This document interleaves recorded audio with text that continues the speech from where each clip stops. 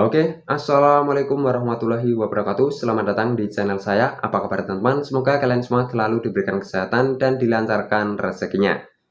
Nah, jadi pada video kali ini saya akan membahas ya tentang aplikasi pinjaman online yang terdapat di Google Play Store. Jadi untuk nama aplikasinya bernama Indodana. Nah, jadi apa saja sih resikonya ketika kalian itu galbay atau gagal bayar atau telat membayar di aplikasi pinjaman online Indodana? Mari kita bahas tuntas di video kali ini. Pastikan kalian itu simak ya videonya mulai dari awal sampai akhir supaya kalian itu benar-benar paham dengan apa yang saya sampaikan. Oke, tapi sebelum kita lanjutkan, jika video ini bermanfaat, jangan lupa ya untuk bantu support channel ini dengan cara klik tombol like, komen, dan juga subscribe, serta klik tanda loncengnya agar kalian tahu jika ada video terbaru dari channel ini.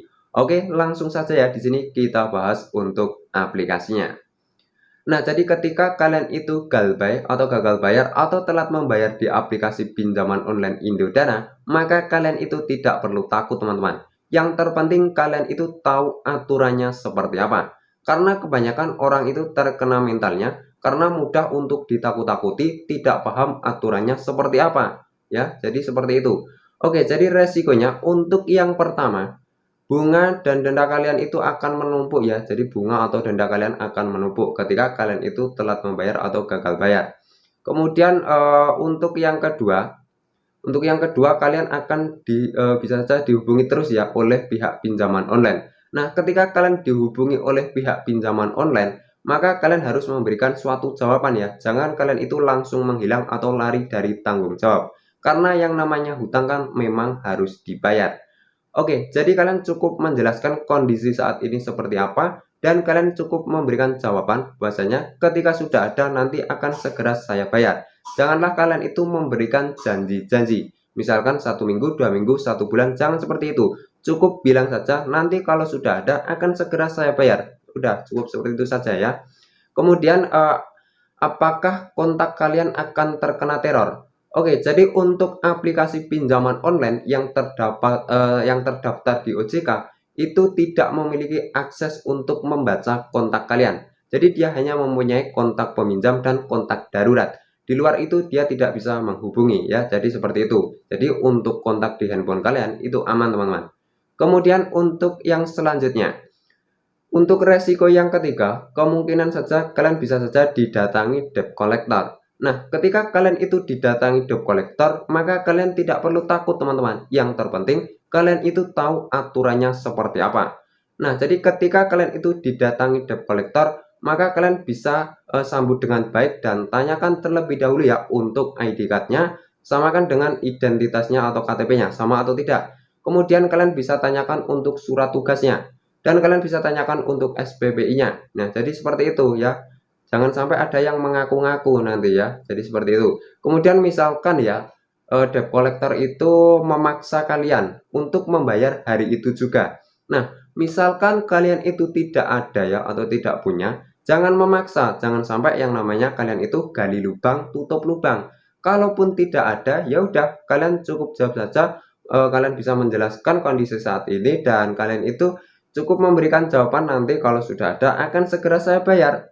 Jangan memberikan janji-janji teman-teman ya. Udah itu saja. Misalkan ya ini debt collectornya bilang kalau nggak bisa bayar hari ini juga akan saya sita untuk barangnya. Nah, misalkan ada yang sampai menyita barang, langsung saja kalian videokan. Karena itu sudah menyalahi aturan ya. Tidak boleh ya, pokoknya tidak boleh menyita barang semena-mena ya. Tidak boleh menyita barang semena-mena. Kalau ada yang sampai seperti itu langsung saja videokan ya. Kemudian misalkan ya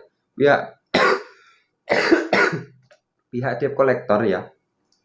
Misalkan pihak debt collector tersebut melakukan tindakan anarkis, langsung saja videokan ya. Itu sudah ada pasalnya. Mengancam-ancam langsung saja videokan ya. Itu sudah ada pasalnya. Jangan takut teman-teman ya, jangan takut. Kemudian misalkan kalian debt collectornya bilang seperti ini ke kalian. Kalau tidak bisa membayar hari ini juga akan saya proses secara hukum. Oke, jika debt collectornya seperti itu, langsung saja ya kalian jawab. Kalau memang maunya seperti itu, ya sudah, saya tunggu saja surat dari pengadilannya. Udah, seperti itu saja. Ya, nggak mungkin kalian akan diproses ke pengadilan, teman-teman ya.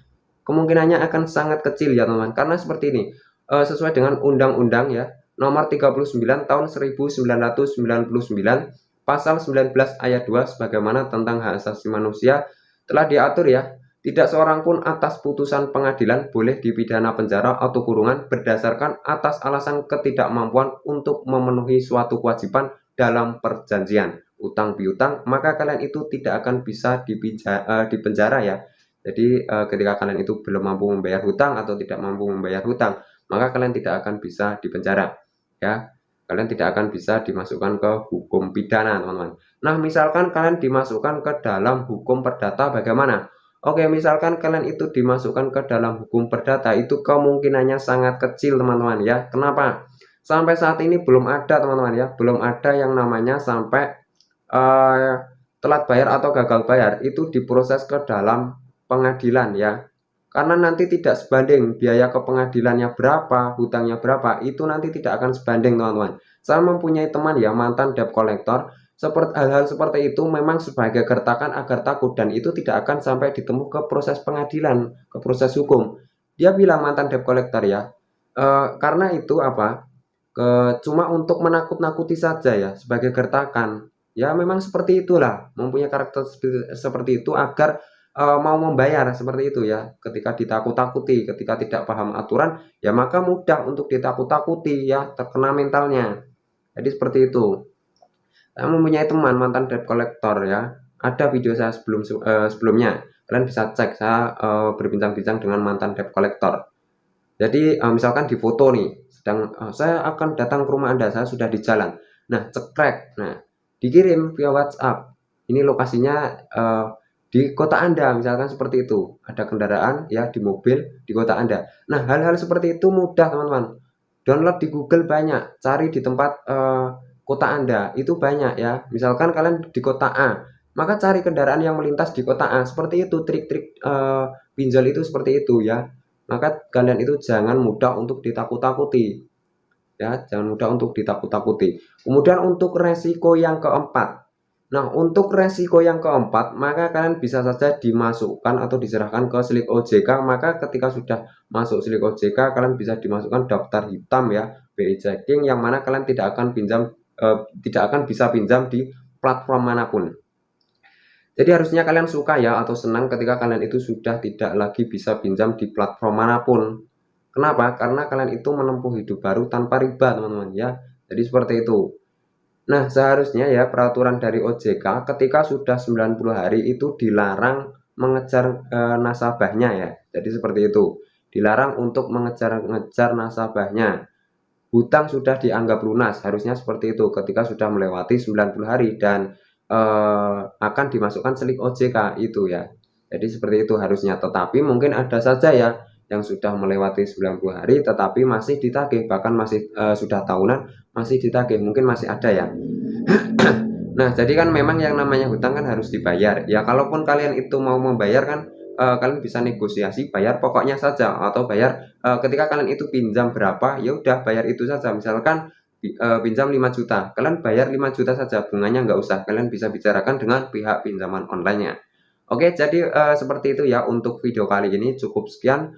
Dan buat teman-teman yang saat ini masih terjerat pinjaman online, semoga kalian selalu diberikan kesehatan, dilancarkan rezekinya, segera terbebas dari hutangnya, dan segera menjauhlah dari pinjaman online atau pinjaman berbunga. Dan buat teman-teman yang saat ini belum terjerat pinjaman online, lebih baik kalian itu jangan mencoba mendekati pinjaman online. Lebih baik kalian itu pinjam ke saudara yang tanpa bunga. Oke, jadi untuk video kali ini cukup sekian ya, semoga bisa bermanfaat. Kurang lebihnya mohon maaf. Terima kasih. Wassalamualaikum warahmatullahi wabarakatuh.